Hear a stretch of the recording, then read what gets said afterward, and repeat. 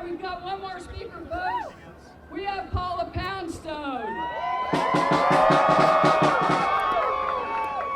Paula wants to invite everyone to come see her at the Eisemann Center tonight in Richardson, Texas.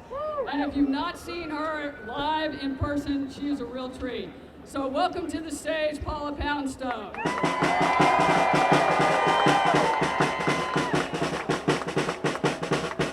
Thank you all so much for being here. Thank you for having me. I never thought I'd say this, but God damn it, I miss Nixon. Hey, you know what's ironic? We're near the library. We're near the library. We're I don't know how it's going in Dallas, but around the country, they've been taking books off shelves. Do you know one of the books they took away from the children's section in some places is Charlotte's Web? That's right. Do you know why? What they object to is that they say God didn't make animals talk. Well, I recall a bush that was a bit chatty there for a while. Don't you find yourselves waking up and trying to figure out how the hell we got here? Sometimes I wonder, you know, when you're in a public restroom and they have the paper towel dispenser that you put your hand under and it comes out, could it be that? Could that have done something to us? Yes! I just wonder about that sometimes. You know, a lot of people, well, now I sound like Trump when I say that, but some people anyways, think that Trump snorts Adderall because he goes like this sometimes. He goes like that. I'm doing it bigger than he does it just to make the point. But he goes like that. I don't think he snorts Adderall. I think when Putin moves his hand, it's uncomfortable for Trump. Just a theory. I don't know that for sure. Just know it is. It could be. It could be for sure. Are you a priest, sir, or is that just? I'm a United Methodist pastor. United Methodist pastor. Well, thank you for being here. I'm an atheist, but you know what's great is that you and I can get along. Yes. I'm not going to be a Christian nationalist, no matter what they say. I'm an atheist. I still go to church. I'm not a heathen, but I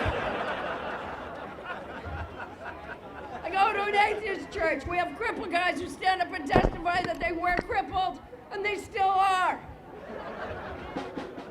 But it's the only church in the world where 100 bottles of beer on the wall is a hymn. I'm an atheist. I'm a proud atheist. I'm going to continue to be an atheist.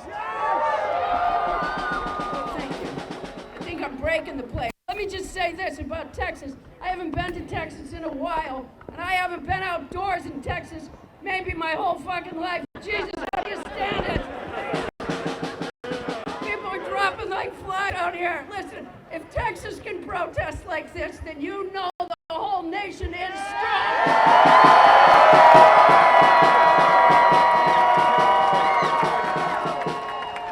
I want to tell you a story. I've been protesting by myself in Los Angeles, which doesn't feel nearly as good as this. I have a two-sided sign. On one side it says stand up to Trump, and on the other side it says stop the cuts, tax the rich. And I walk an hour up a main street in Los Angeles, Wilshire Boulevard. I walk an hour up to the 405 entrance at rush hour. And I hold my sign up almost the whole time. I stand there for about 20 minutes because it doesn't matter how long you stand in non-moving traffic. When I walk back the other way, I'm going to hit the cars coming the other way. So I stand there for about 20 minutes with my sign, and then I walk back. And the other day I was walking, and I get a lot of people, surprising amount for Los Angeles, a lot of people honking and yelling at me, telling me Trump's the best president ever, and telling me, fuck you, oh yeah. So I'm walking the other day, and I have my sign up, and a guy rolls his window down. He's just about to hit a stoplight, but he doesn't know that. And he rolls his window down, and he says, stand up for fucking racism, you idiot. And something made me think he didn't understand the sign. And normally I don't, excuse me, I'll wave at people that are supporting, but I do not engage with people who yell mean things at me.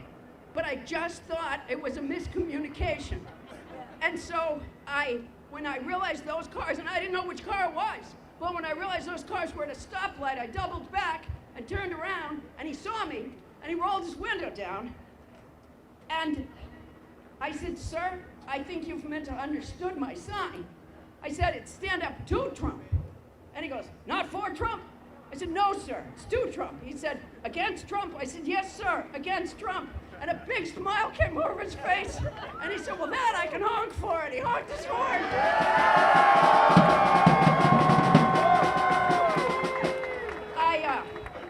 I don't know about you, but I'm so glad you're all out here, dropping like flies, of course, but all out here. On the day, I can't remember if it was the day that Trump was elected or if it was the day of inauguration, but Both days sucked. both days were raggedy. That's why it's important for us to be together. But on one of those days, Senator Whitehouse, excuse me, posted on Twitter, I think it was, or somewhere, he posted a quote from the Lord of the Rings. Oh, thank you. You'd think I knew how to work a mic, wouldn't you? He posted a quote from Lord of the Rings. I never read Lord of the Rings. I read The Hobbit, and I've never seen the movies. But you don't have to have to get this. And I've carried it in my pocket ever since. It's Frodo talking to Gandalf. And Frodo says, "I wish it need not have happened in my time," said Frodo. "So do I," said Gandalf. "And so do all who live to see such times. But that is not for them to decide. What we all are to decide is what to do with the time that is given us."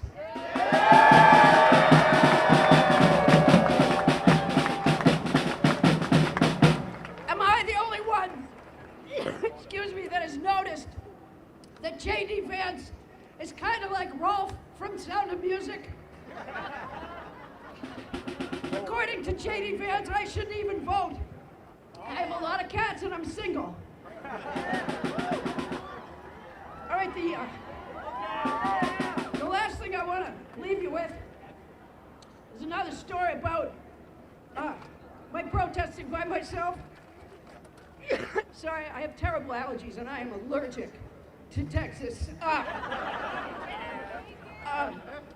I was at the entrance to the 405 and I had my sign up, and a cyclist, and I was waiting to cross the street to protest on the other side, and a cyclist, and it was real deal cyclist. He had the tight clothes, and he had, goggles and a mask, and he pulled up, and he pulled his mask down, and I don't know why I care that he was a black guy, but he was a black guy.